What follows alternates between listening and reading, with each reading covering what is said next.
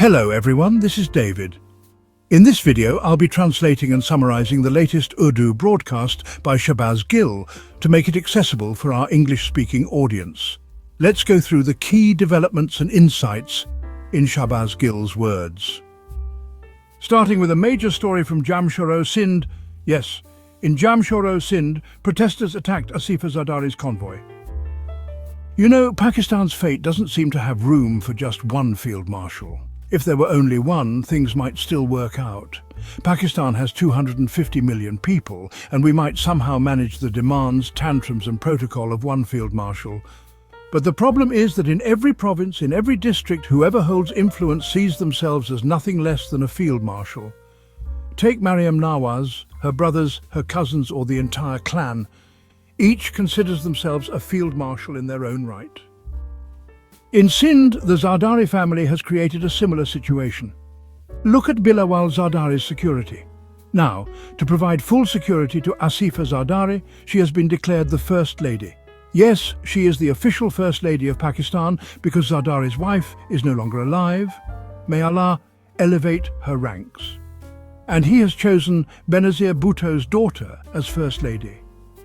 In this way, the self-declared Field Marshal has adorned himself with a fifth star, giving himself not only protocol but seemingly unlimited powers, as if he has become the chief executive and supreme commander of Pakistan. Meanwhile, Zardari, Shahbaz Sharif and others have been reduced to subordinates. The issue in Sindh was a protest in Jamshoro over water theft from canals. The protesters expressed intense frustration, particularly toward the PPP. That's the Pakistan People's Party. This was evident today when protesters threw stones, though thankfully no bullets were fired. It must be said, even stone pelting should not happen, especially when a woman is involved. Yet, after the incident, the response was harsh, heavy police deployment, baton charges, over 60 people booked in furs and numerous arrests. Clashes are ongoing and people are resisting. This situation continues amid widespread unrest and anger in Sindh, primarily due to the deal made between the Zardaris and the generals regarding 6 canals, followed by public denial. The people are deeply disillusioned, and this protest was part of that reaction. The footage you see includes their protocol and the police's response, clearly showing how many self-styled field marshals we now have. There's the big field marshal overseeing Pakistan, and then there are many more at the local level. Reports on social media suggest that the PPP may have advised its MNAs to avoid visiting interior Sindh due to the risk of backlash. We agree. Let tensions cool and listen to the people. Address their demands. To the people of Sindh, I urge you, you've voted for decades in the name of Bhutto and only been looted in return. Now is the time to reconsider your choices and stand with the rest of the people of Pakistan to build a different, better Pakistan for yourselves. Today's protest, where stones were thrown, shows that if Aseefa were truly a leader, she would have shown grace and ignored it. Instead, we saw arrests, furs and baton charges, not the most graceful response from a political party. In fact, during the February 8th election, to ensure Aseefa Zardari's unopposed victory, her opponent was allegedly abducted and forced to withdraw. Later, the opponent said he never wanted to withdraw, but the Election Commission declared Aseefa the uncontested winner, her first election. And she reached the assembly just like her grandfather, Zulfikar Ali Bhutto, who allegedly used similar methods to win. This is nothing new.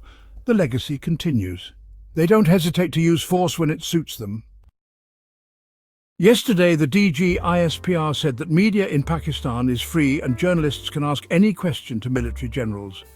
Interestingly, just the day before, news broke that India has blocked our rivers, Neelam, Jhelum and Chenab. Neelam Valley's water has been stopped, with the Kishanganga and Baglihar dams playing a role. Despite the DG ISPR claiming media is free, no journalist asked why India blocking our water wasn't discussed. DG ISPR himself didn't address it either. In a separate interview with a foreign magazine, when asked about water, he said he wasn't an expert on rivers and couldn't comment, though the government had already taken a stance. So there was no clarification from him on whether India's actions were considered an act of war. despite earlier statements suggesting they would be. Next headline, Adiala Jail. Information from reporters covering a trial at Adiala Jail reveals that Imran Khan is refusing any deal. He's fully aware that Field Marshal Asim Munir is now the kingpin of the system, the ultimate power. The conditions in Adiala are brutal. In Lahore's extreme heat, Khan is confined in a concrete bunker with minimal ventilation. A tiny exhaust fan that rarely works, a tall fan sometimes turned off, and no view of the sky. His cell is around 8 to 9 feet long, includes a bathroom, and is extremely narrow and suffocating. Next headline, Gaza. Some relatively positive news: limited food access has opened up in Gaza, especially for children. But BBC reports a heart-wrenching story. Around 1,000 Palestinian children taken to Jordan for treatment have been sent back to Gaza despite dire conditions. These children had serious health issues like heart defects and brain complications. Upon return, Israeli forces allegedly took their money and phones, claiming they had more than necessary. Now these families are living in camps under desperate conditions. Jordan's decision to send them back remains baffling. Next headline, India and FATF.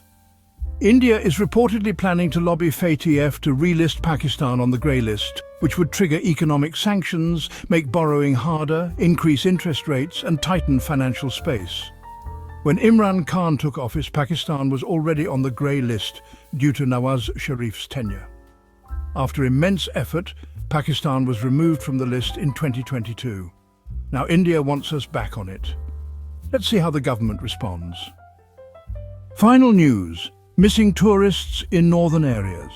This is important for anyone visiting Pakistan's northern areas.